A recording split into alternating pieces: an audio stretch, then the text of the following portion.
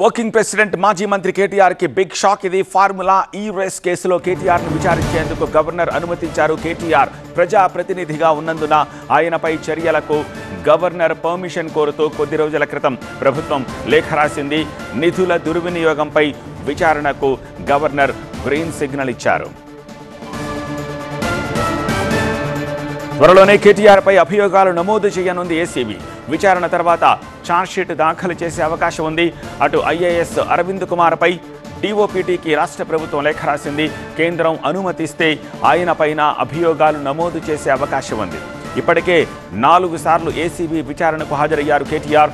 Formula కేసులో A1గా కేటీఆర్, A2గా అరవింద్ కుమార్ ఉన్నారు. కేటీఆర్ ప్రాసిక్యూషన్కు అనుమతి కోరుతూ సెప్టెంబర్ 9న గవర్నర్కు లేఖ రాసింది ఏసీబీ.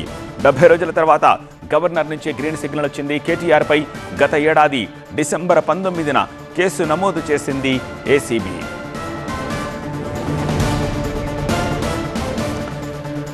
ఆనాడు కేబినెట్ అనుమతి లేకుండానే ఎఫ్ఈఓ కంపెనీకి నిధులు మళ్లించినట్టుగా ఆరోపణలు రావడంతో 2024 డిసెంబర్లో ఫార్ములా ఈ కారు రేసు కేసులో ఎఫ్ఐఆర్ నమోదు చేశారు.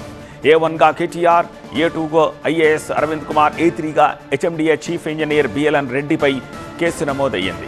కేటీఆర్ను 4 సార్లు, ఐఏఎస్ అధికారి అరవింద్ను 5 సార్లు ఏసీబీ క్వశ్చన్ చేసింది.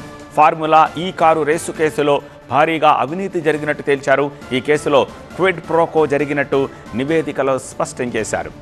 అప్పటి అధికార పార్టీకి స్పాన్సర్ కంపెనీ 44 కోట్ల ఎలక్టోరల్ బాండ్స్ చెల్లించినట్టు నివేదికలో వెల్లడించారు.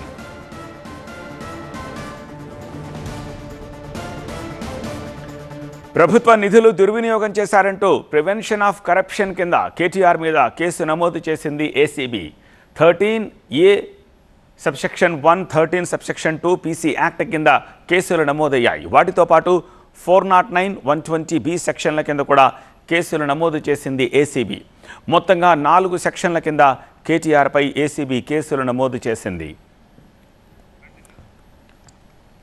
ఈ కేసులో 2 విషయాలపై ఏసీబీ ఫోకస్ పెట్టింది. ఫార్ములా ఈ ఆర్గనైజేషన్కు చెల్లించాల్సిన 46 కోట్ల రూపాయలను తెలంగాణ ప్రభుత్వం కట్టడం అన్నమాట. దానికి సంబంధించిన ఫైల్ 2023 సెప్టెంబర్ 27న అప్పటి మంత్రి కేటీఆర్ దగ్గరకు వచ్చింది. అప్పట్లో మున్సిపల్ మినిస్టర్ కాబట్టి ఆ ఫైల్పై కేటీఆర్ సంతకం చేశారు. అంటే 2023 అక్టోబర్ 30 నాటి ఒప్పందంపై సంతకం చేయడానికి ముందే చెల్లింపులు జరిగాయి.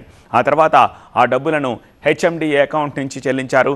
ఇక్కడే మరో తప్పు జరిగిందంటోంది ప్రభుత్వం.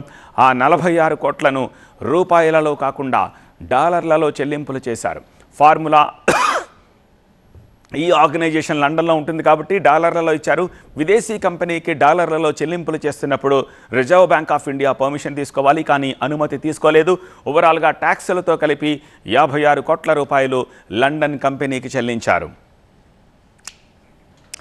ఈ కేసులో ఇప్పుడేం జరుగుతోంది? ఇప్పటిదాకా దానకిషోర్, అరవింద్ స్టేట్మెంట్ అని రికార్డ్ చేసింది ఏసీబీ. అప్పుడు కేటీఆర్ విచారణ తర్వాత ఎలాంటి నిర్ణయం తీసుకుంటారనే దానిపై ఉత్కంఠ లేకుతోంది. ఇప్పటికే అరెస్టుకు గవర్నర్ అనుమతి ఇవ్వట్లేదని పలుమార్లు సీఎం కమెంట్ చేశారు. సీఎం కమెంట్ నేపథ్యంలో ఏసీబీ యాక్షన్పై టెన్షన్ నెలకొంది. ఇది ఒక లొట్టపీస్ కేసు అంటూ కొట్టిపారేస్తూ వచ్చారు కేటీఆర్.